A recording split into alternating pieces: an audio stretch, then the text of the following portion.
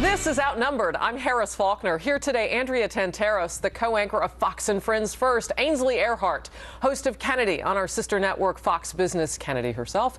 Delighted. I love the striped suit. Thank you very much. I got my and not after you introduced me that way. So the secret's out. I was kind of a creepy clown. I was undercover. Learn how to do the balloon animals. Yeah. Oh, absolutely. We got a heavy news day on cue. ISIS close to home. We're learning more about the chilling details surrounding the Secretary Kerry, Intel. Woo!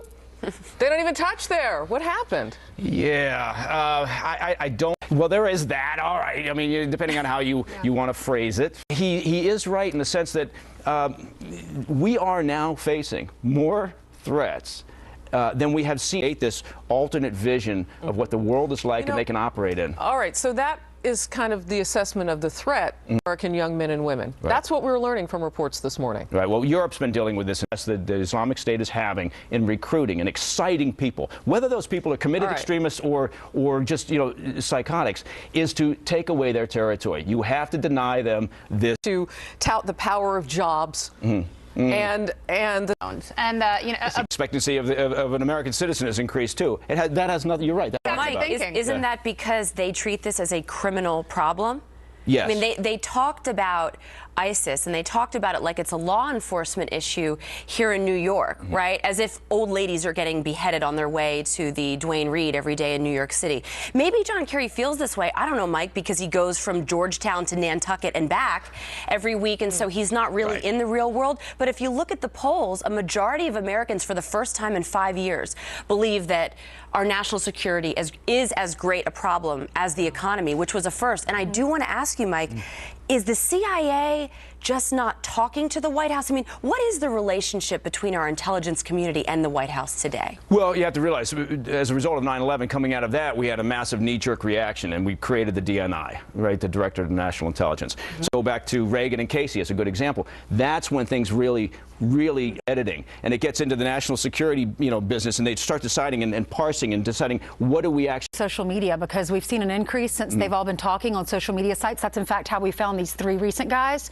What about just shutting down their accounts so they're not able to communicate? Well, there's an element to that, but also, frankly, easiest ways to find people. Those basic keywords. All right, and on that recruitment theme, we're now learning more about the ISIS terrorist known as Jihadi Jamra. Ainsley, I want to go to you first on this one, because we did mention briefly in the last block Marie Harf talking about how this is a jobs issue. That's ridiculous. But you look at a lot of these jihadis, a lot of these radicals, they come from very well-to-do backgrounds, and they have multiple degrees. Yeah, this is the guy that was beheading, or in that video, beheading James Foley. This is one of the leaders, I would assume, in the group, and he comes from a very wealthy family. Train of thought. It's all about religion for them. And Mike, could you talk? An energy policy. Do it. You got to do everything, right? But the fact is, without an aggressive campaign, a military campaign to life, and you either convert, or it doesn't matter what we think, but the White House wants to treat this. Trying to start oh my a business. God. Yeah. You know what? But jihadism has become a huge business for them, and they have jobs. Absolutely. The Chamber of Commerce in Raqqa, what are they doing? Just sitting around, not helping these. Iraq and some of the support. They're spending their money on that, but they're also, according to Clapper, paying some, but not the way that Marie Harf thinks. It's not like we'll settle for bringing them along too. That was an interesting line of questioning this morning at the hearing. We don't get we oftentimes don't get the subtlety. Why aren't they taking the fight? Why aren't they doing what we?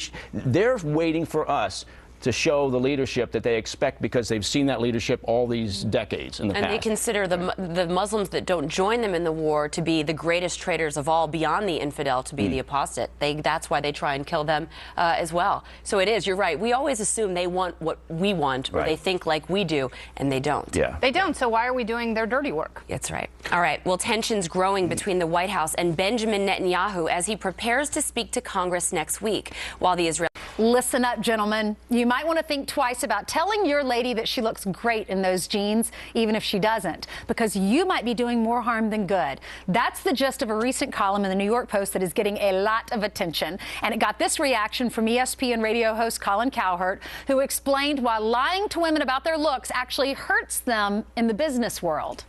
All right, so I think that you can say anything. It's all in how you say it. I'm fine with hearing the truth, but this is what my husband says when he doesn't like an outfit. He says, it's not my favorite, and then I know he doesn't like it. So then it's a very nice way of saying it. But I think some men probably need to tell their wives, that's inappropriate. You need to cover up, or you don't need to wear that. That's a different conversation than you're fat. Well, no, but no, you're right. But this whole article was about that issue, as well as do you lie to them? Do you tell them that they look good when they really don't?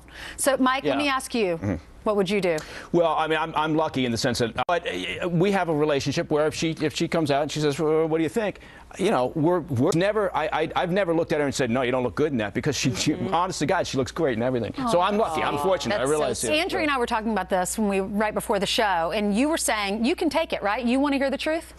Yeah, I mean, look, don't ask a question that you're not ready for the answer. Oh, that is so true. Don't ever ask. I mean, sometimes I'm not in the mood to get a certain answer, so I just won't ask the question. If I want to wear a certain outfit, I'm going to wear it, and I'm not going to ask him what he thinks. But when I want him to weigh in, I will ask him. And sometimes it'll be, you know, the guy will say, I like that one better, or I really like that. And then I want to dress a Chia Pet.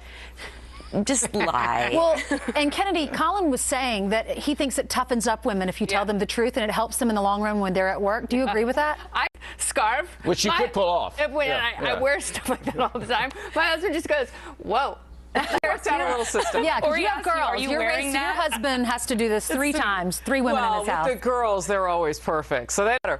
But if it's a red flag issue, and he'll say, is this it? And I'll say, yeah. And it's like, yeah. Well, wait a minute, but once he says red flag, then you know he doesn't like it, right? Well, no, it's sweetness. Doesn't always have to be a Valentine's flag. dress. Varying levels of red flag. But it means that I'm about to cut it completely real. Are you ready? As red flag, I don't like it. Do you change? I change. Does he put a microphone in your face and what was your motivation? Investigate it now. Like his hair, baby. Well, look, she does. Anything that looks good, you can count on the fact that she put it together. But so I'll walk out, and she'll look and say, "Now you'll find something else," and I'll put away the clown suit. My husband will go, "Are you wearing that?"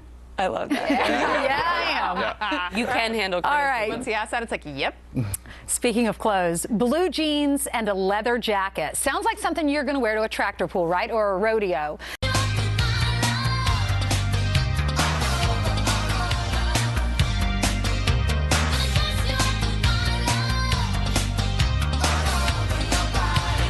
They're dressing down to actually what they're getting done in Congress. Like, if you're going to be casual, don't get anything done. I understand what he's saying, but frankly, I'm just happy if they all seems like so little's getting done, right? On both sides. I'm not just pointing at the this is a criticism I've got completely across potential. Many of them multiple terms. Anyway, when I worked on Capitol Hill, there was a woman named Susan Hirschman, and she was Tom DeLay's chief of staff. And she would tell everyone in the office, look your best before a vote, put on your lipstick, go down there, and psychologically, you psych out the other side, because it makes them think that you have your act together and you're going to win, as opposed to going down there all slapdash with your shirt out like you've been whipping votes. And I thought that was fascinating. I love this because it prevents men from wearing leather. And you have a problem with men in leather? What's wrong with men in leather? I'm not a big fan of that. I think that if you can't afford it, go to Joseph A. Banks, because you buy one suit, you get the entire store for free. And I do think there are bigger problems to deal with, so throw on a suit and get to work, gentlemen. I agree with you. I think sometimes the president doesn't wear a tie. That kind of bothers me. I feel like if you're in the White House, if you're in the Capitol. In Montana, they were going to make wearing yoga pants a crime. I mean, they're lucky that all they got. Well, for dudes, yes. Dudes should never wear yoga pants. Because I got you a pair. Happy birthday. I know, they were bright pink. And then you got me the leg warmers to go with. And Uggs, there are Uggs for men now. Good to have you. Thank you. And you, I love the show. Thanks to your wife. What's her name? She's fantastic. Looks awesome. I love that name. We're saying right here for Outnumbered Overtime on the web, foxnews.com/outnumbered. Click on that Overtime tab. The live chat is already cooking. Sign on with your Twitter, Facebook page. We are back here tomorrow for the TV version of us at noon Eastern. Happening now. Starts now.